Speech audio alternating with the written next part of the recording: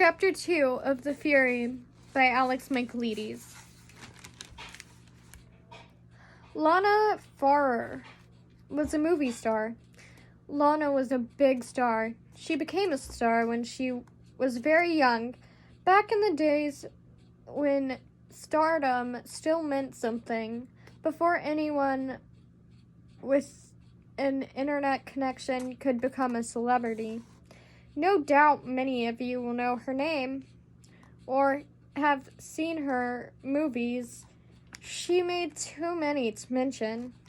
If you're anything like me, one or two of them are very dear to your heart. Despite retiring a decade before our story begins, Lana's fame endured, and no doubt long after I am dead and forgotten. As though I never existed. Lana Farrer will be remembered, and rightly so. As Shakespeare wrote about Cleopatra, she has earned her place.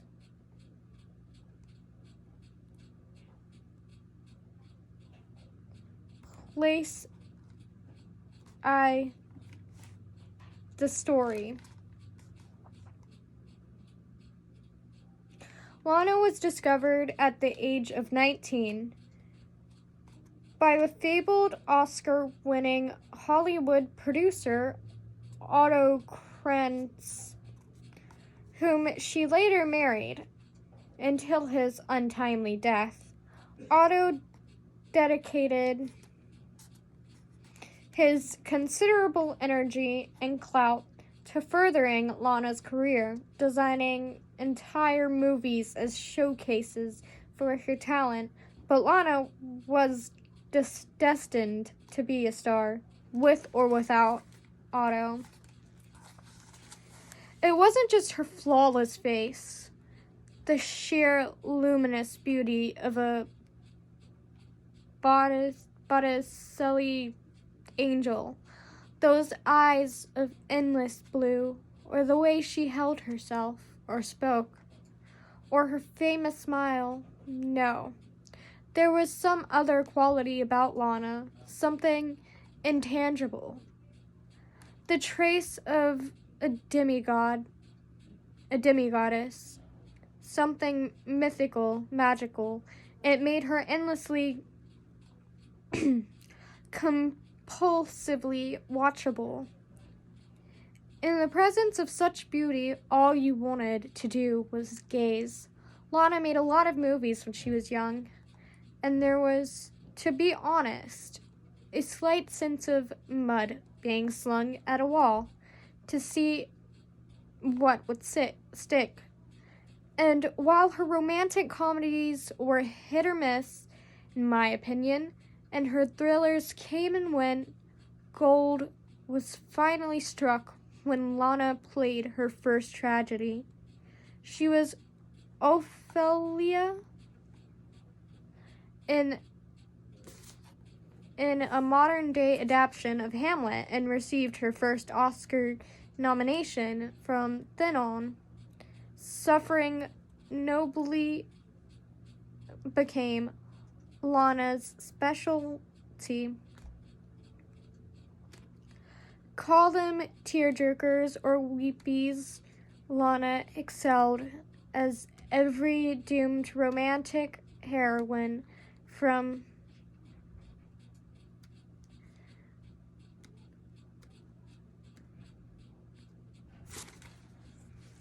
Anna Karenina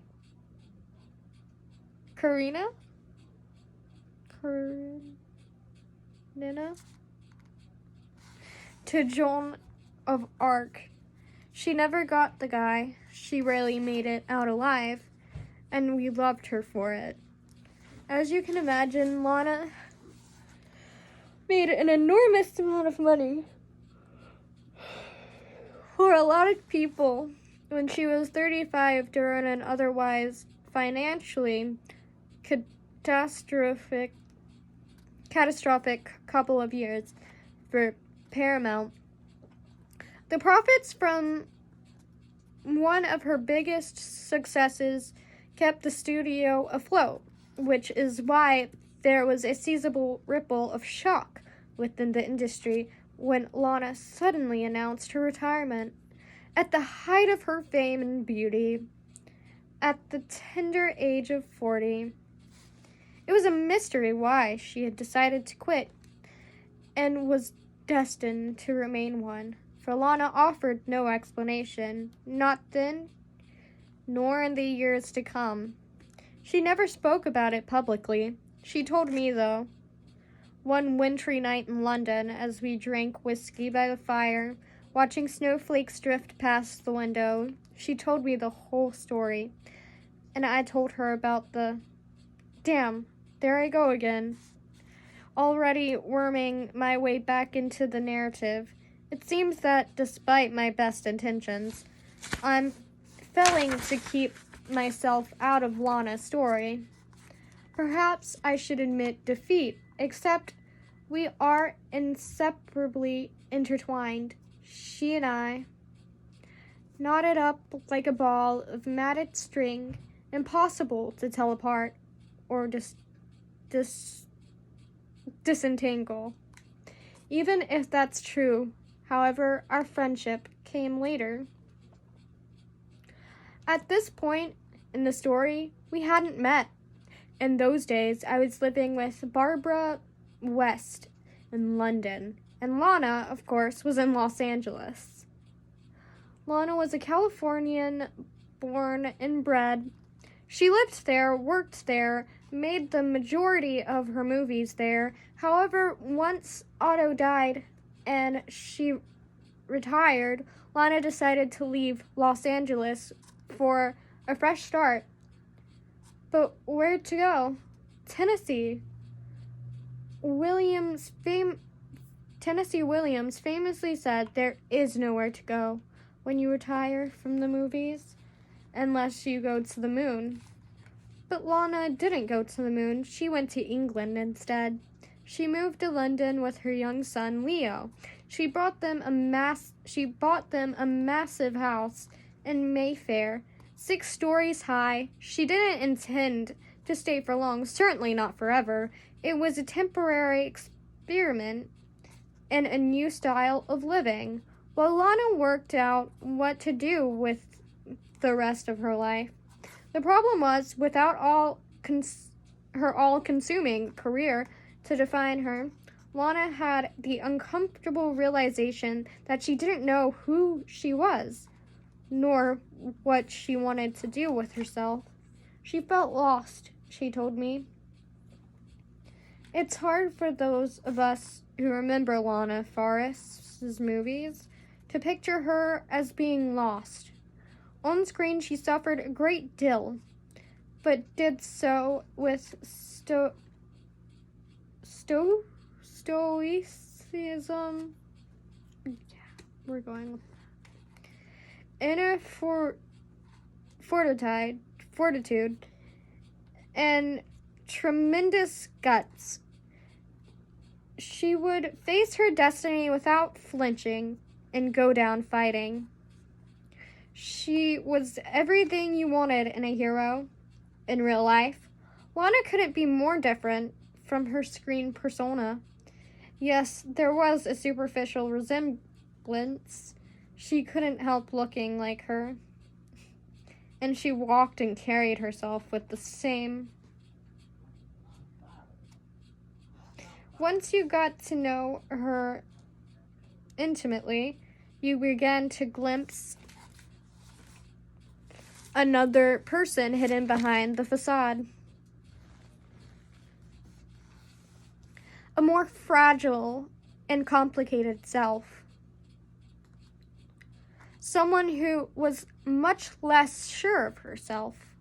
Most people never encountered this. Other people. But as this story unfolds, we must keep a lookout for her, you and I, for she holds its secrets. This discrepancy, for want of a better word, between Lana's public and private selves was something I struggled with over the years. I know Lana struggled with it too, particularly when she first left Hollywood and moved to London. Thankfully, she didn't have to struggle too long before fate intervened, and Lana fell in love with an Englishman, a slightly younger, handsome businessman named Jason Miller. Whether his falling in love was, in fact, fate, or just a convenient distraction, a way for Lana to postpone, perhaps indefinitely, all those tricky existential dilemmas about herself and her future is open to question. In my mind, at least. Anyways, Lana and Jason were married, and London became Lana's permanent home. Lana liked London. She liked it largely, I suspect, because of the English reserve. People there tended to leave her alone. It's not in the English national character to accost ex-movie stars on the street, demanding selfies and autographs, no matter how famous they might be. So, for the most part, Lana could walk around in the city undisturbed. She walked a lot. Lana enjoyed walking when the weather allowed it. The weather. Like anyone else who spends any length of time in Britain, Lana developed an unhealthy preoccupation with the climate. As the years passed, it became a constant source of frustration for her. She liked London, but after nearly 10 years of living there, the city and its weather had become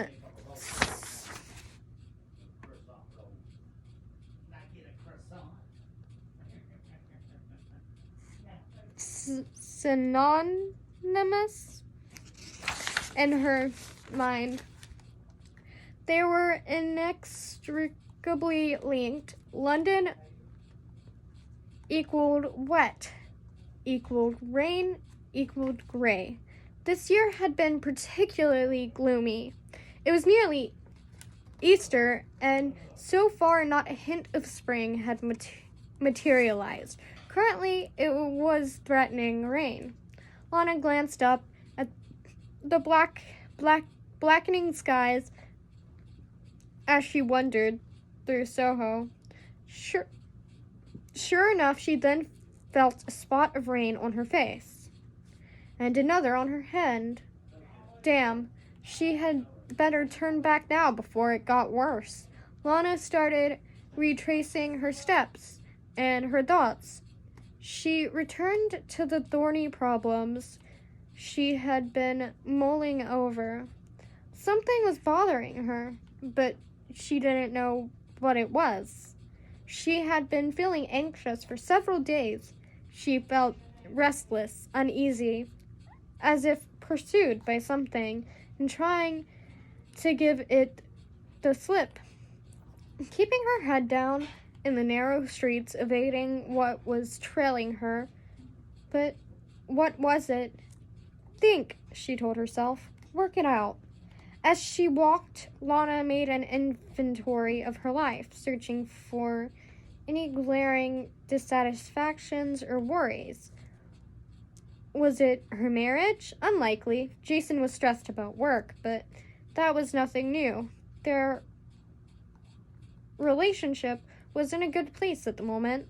The problem wasn't there. Then where? Her son? Leo? Was it their conversation the other day? It wasn't. A missable chat about his future, wasn't it? Or was it far more complicated? Another spot of rain distracted her. Lana glared resentfully at the clouds. No wonder she couldn't think straight. If only she could see the sky, the sun. As she made her way home, her mind played on this idea of escaping the weather. Here, at last, something could be done. How about a change of scene? It was Easter next weekend. What if they took a last-minute trip in search of sunshine? Why not go to Greece for a few days? To the island?